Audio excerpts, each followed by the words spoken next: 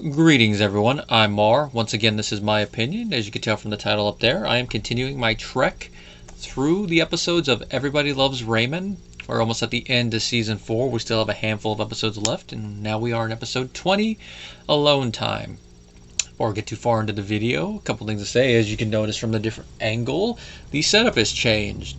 The bed that I'm sitting on right now, which you're all used to being on that wall with the Star Wars Episode 4 poster behind it, is now against the wall by the window, with the window right there, some more posters there.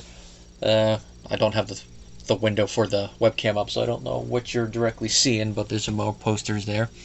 It's probably going to be like that for a bit. I'm contemplating switching it again, but that's not going to be till I have everything else figured out in this room, probably another weekend or so, but we'll see. There's one more video that's coming down the pipe with the old setup, so if you're watching all these in sequence, just little warning ahead of time. Also, if you want to support the channel, the Patreon link is down below. You join the Patreon, you will gain access to videos early, and you will also be able to request videos depending on which tier you're in. A video I uploaded right before this is going to be another Patreon request, and it is holiday related, because as I record this, it is almost Christmas. And if you want to do a one-off request, the PayPal link is down below as well. Now, Alone Time. This is a Debra and Ray-centric episode involving their relationship, and it is about giving your partner, whether you're married, dating, space. Now, in a relationship, more so a long-term one or a marriage, it is about togetherness. But there are times where you're going to want to give the other space because you don't want to be clingy, you don't want to really push them away, and sometimes you just need to decompress by yourself. In this episode, Debra needs some of that because Ray walks in on her in the bathroom when she's doing some maintenance, mainly peach fuzz as she calls it, which some people might be going, what? But yeah, both genders do produce testosterone and estrogen. And sometimes with women, they can get body hair there. I don't know how prevalent it is because I don't have the statistics, and it has been a while since I've taken any of those science classes, but I know it does happen. And Deborah's there taking care of it. And of course, Ray being Ray, he starts making fun of her, saying things like, I'm just imagining you tying the girl to the railroad tracks. Debra gets upset, which rightfully so. I mean, she's in the bathroom, the door is closed. Manners would dictate, you see the bathroom, the door's closed, you know someone's in there, you knock first. Or if you don't knock, you'd be like, hey, Debra, you in there? Yeah? Can I come in? I need to go get something. But nope, Ray just barges in. And in that moment, you could definitely tell, oh, he is definitely... Sorry, message. He is definitely Marie's son. They have a talk, and Debra requests some time to herself. Ray decides to give it to her. Don't go there. The next day, so she'll be alone in the house, and Ray's going to take the kids out. Instead of taking them to the park for an afternoon, at Deborah's suggestion, he takes them across the street to the parents' house. Now, right away, you could tell Marie knows that he's bringing them here for something, because Ray will come across the street by himself every day, get food, talk to them, ask advice. But unless there's a reason, like there's a party, they're bringing him over, like beginning of season 3, Ray doesn't bring the kids across the street by himself unprompted.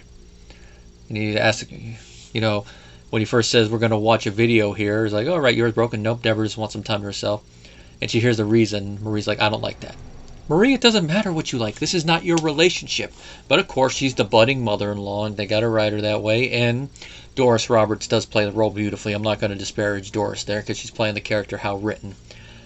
But this is another instance where if you don't like how they've been writing Marie a lot, as this show has been ongoing, because even though there is continuity between episodes and seasons, certain aspects kind of soft reset with each individual episode, and this is one of them.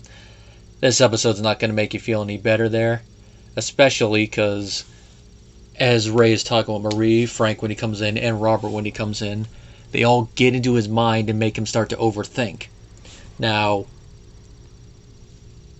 so with someone like me with ADHD, overthinking is bad, but it is also part of what we do. With our brains are, it's always on there, which is why I can say that insomnia sucks and all that kind of sucks. Now, for someone like Ray, who doesn't have ADHD, but I really wouldn't be surprised if unintentionally they kind of wrote him to have that, and it'd be like, that would explain a lot. Him doing that, and then burning in there, putting all that Catholic guilt and other stuff on him, it makes him want to go across the street and check in on Debra, and which he does. And Debra's crying in the living room. Now, the funny thing here is he gets caught by the mailman, and I just love how this scene is framed where the window's wide open, which I don't know anyone in real life who would probably just sit there in a living room where it's level and anyone can just walk up from the street and look in their house crying, but you know, it's a sitcom, you got to throw that in there. And the mailman walks up and scolds him. Ray goes and talks with Robert about this, and Robert's like, "Why are you spying on her? I didn't tell you to do that." He's like, "Go be a husband if she's crying. There's got to be a reason." Now, like a lot of the stuff we've seen before, where Ray sees something or hears something and then goes and talks with Debra or whoever it was about it, it's off the mark. Here, they're thinking, Ray's thought goes to, what if everything is an act? What if she's like, "Hello, Ray. Bye, Ray. Have a good day at work, Ray. I hate Ray." And of course, Robert is, maybe she just wants more togetherness, whether she feels something. You got to be a husband, which is accurate in other instances, but in this case, it's not. Once Debra finds out, which she has a very genuine reaction. "You were watching me? I tell you I need alone time, you decide to watch me?" Which leads to one of my favorite lines in the episode. This little exchange between Ray and Debra. Ray, "It's not spying if you love the person." Debra, "That's what peeping Toms say." It's kind of hard to beat that argument. That is what peeping Toms say when they get caught. "I love the person. We have something special." Well, not according to her, you don't. You're going to jail. As it turns out, Debra wasn't crying because of a specific action, if I can talk. Although, from what we've seen in the show thus far, there are plenty of instances and reasons for her to cry, from what Ray's done, from what Marie's done. Not really so much from what Robert's done yet. We're going to see one thing next episode, but she doesn't cry from that. From that. A little bit what Frank's done, and other stuff. Oh yeah, there's one thing maybe with Robert, but it's indirectly, and that's the whole Amy situation. Sorry about that. Odie! That dog. She was in the mood. She just wanted to cry. She just needed to get that emotion out. It's like letting off some steam, as it were. You know, you start to feel the pressure. Now imagine it, I'm going to use this as a good analogy. Like the steamer room at the Overlook Hotel in The Shining. The pressure builds, and you got to pull the lever and let some of the steam out.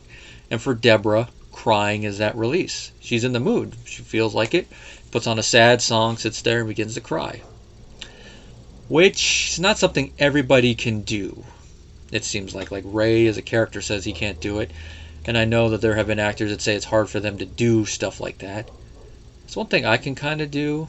I really have to get in the mood for it too. But I'm not going to do it here on camera. But it is kind of an acquired skill. But once you learn how to do it, channel your emotions to get the right thing out, you really can do it. And it is a cathartic release for her, which is interesting because that's a word that Debra uses in this episode. So nice little tie-in wordplay rise there.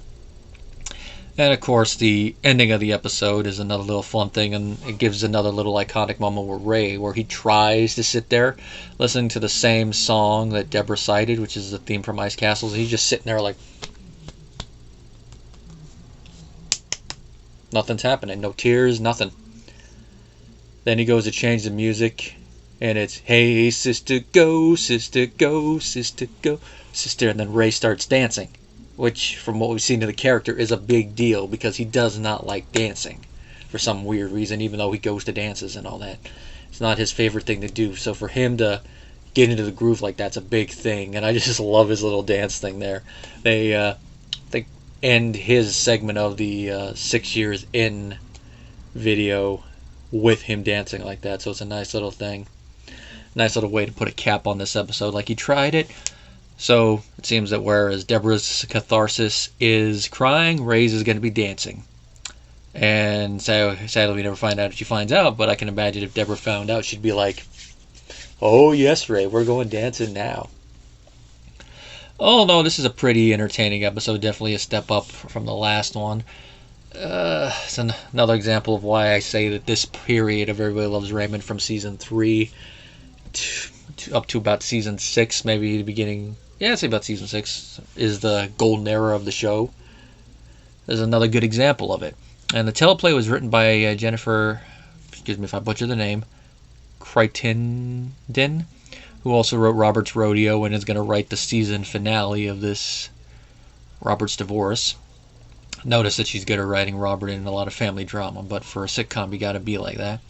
Not really any other trivia in here that was listed on IMDb, but it doesn't really seem like there'd be a lot going on with this episode. It's a pretty fun one. Definitely one that's on the list. Like if I were to compile a list of episodes that I would watch for each season or recommend, which that might actually be the final episode I do in this series. Once I get to the end, after the finale one, I'll probably do a wrap-up video where I talk about, if I were to do like my own compilation of best episodes in order. That's probably what I'll do. Overall, that concludes this review. See you next time, guys. Take it easy. And next time, we're going to be dealing with Robert yet again, continuing his arc related to the bull.